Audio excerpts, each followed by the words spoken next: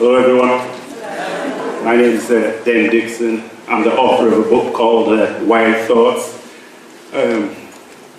Today I thought I was going to have a mic stand so I could read stories from the book. Unfortunately we don't have a mic stand, so I'm going to have to recite the best way I can anyway. So it's good to see so many faces, so many smiling faces. Hopefully I won't let you down, you'll still be smiling when you're leaving on the way out.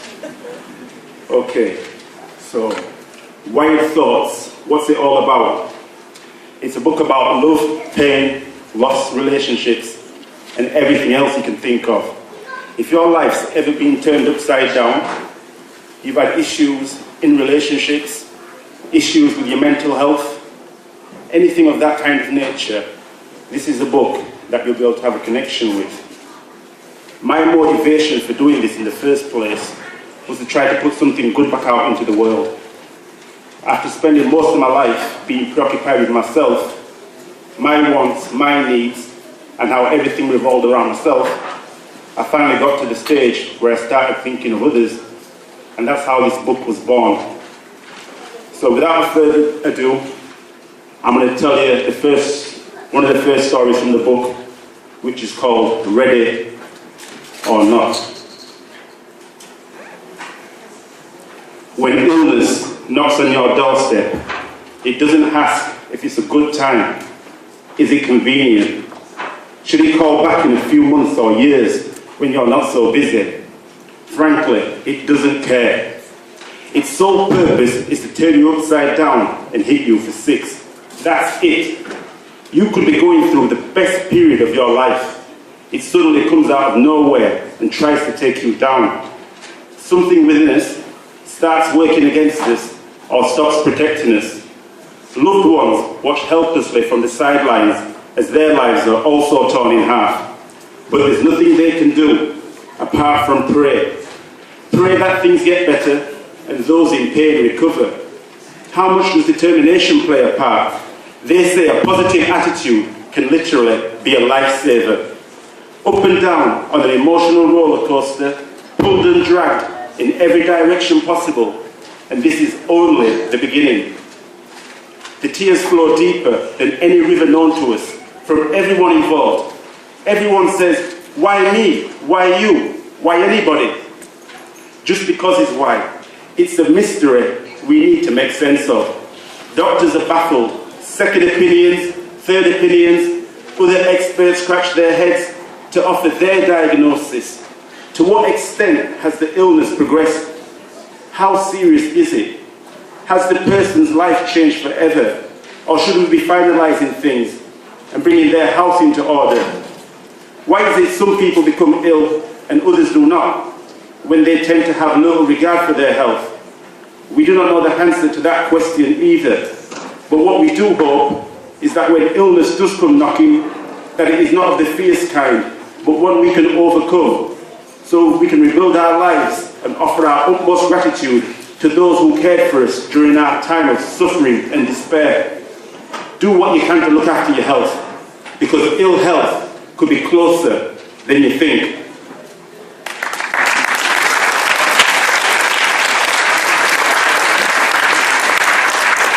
Apologies for the feedback on this mic. Now, before I get on to my next story, I just want to tell you about an experience that I had a few weeks ago when I took my 90-year-old grandmother out to a family fun event. Me being the caring person that I am and always being close to my grandma growing up. I took her out for her 90th, so it was like a massive park jam. There were floats everywhere, people were dancing, sweet reggae music. Grandma was up on her feet, she was bogling, rice and peas in one hand, walking stick in the other, and she was getting down.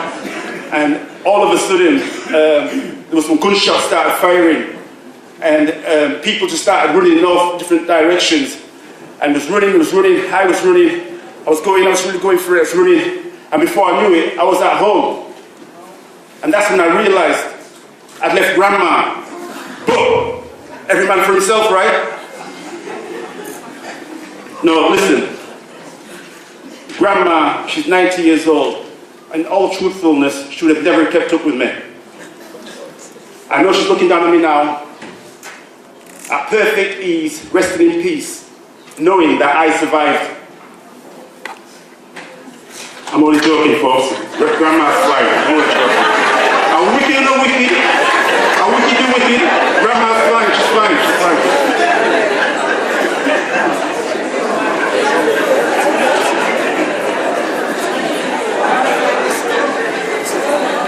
But on another note, things are getting very serious out here.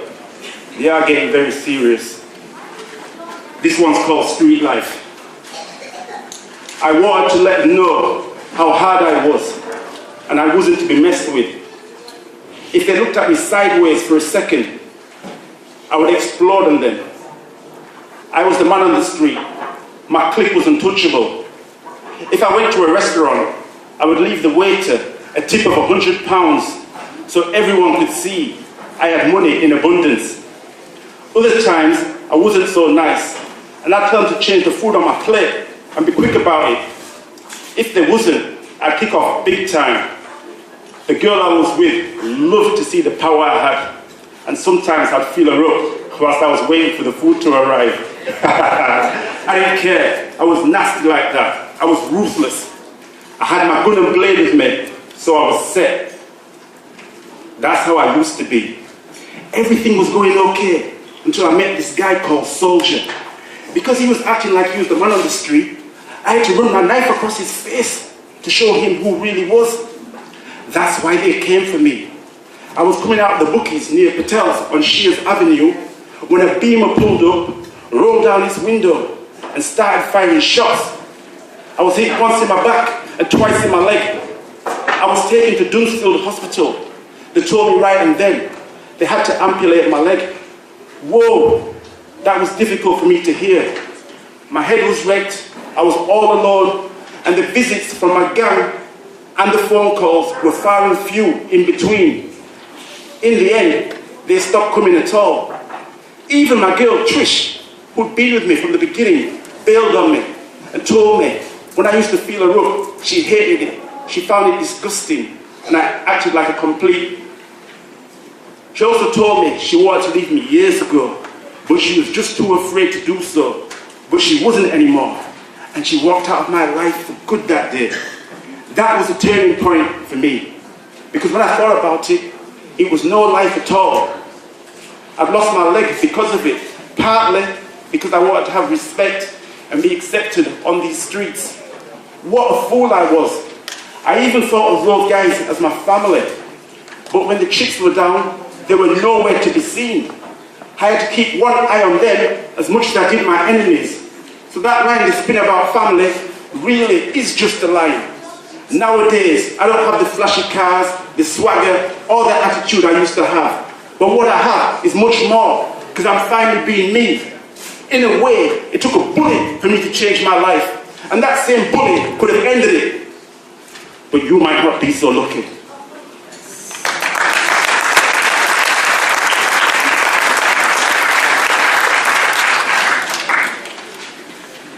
Okay, folks, the last and final story from my book, Wired Thoughts, is called Super Who. I'm not a superhero. I don't have superpowers, and I don't leap over buildings. I'm just a regular guy. But today, I did something pretty amazing, if I say so myself. I saved 7 lives today. Something tragic happened, but out of it came something so beautiful. I was walking up Taylor Street. I'd just been to the off license to buy a newspaper, a lottery ticket. I was heading back home when I heard a deafening screeching sound. A car mounted the pavement I was on. You know when you want to do something, but you can't. That's what happened. I just froze. It jumped nose first and ploughed straight into this woman that was walking beside me. She was pushing a pram. There was blood splattered everywhere. Needless to say, neither her or her baby made it. The car was flipped upside down on its head. The driver didn't stand a chance. I was laying on the floor. I had an acute thumping pain which kept getting stronger and stronger and stronger. My head felt like I'd been hit with a sledgehammer. My brain was on fire. I was rushed to the hospital. accident and emergency. In technical terms, they said I suffered a brain hemorrhage. By the time my family arrived, they hardly recognized me. Back on the ward, I looked like an alien. My family was singing songs that I liked at all different stages of my life. They were hoping for a miracle. The chief consultant at the hospital put an end to that. He said he was sorry. A stem check had revealed there was no activity. I was brain dead. In his opinion, the most humane thing to do was to switch the machine off and let nature take its natural course. He said he would give my family a few minutes to consider what he had just said. There was an eerie silence, no spoken words at all, but everyone nodded their head in agreement. He then asked if they would like to donate my organs to others who were ill or at risk of dying, and they said I would. Now, like I said in the beginning, I didn't have a cape, I didn't fly around in the sky, and I wasn't known all over the world, but I did do something pretty amazing. I saved 7 lives. Thank you, everyone. I'm David, and this is my thoughts. Thank you.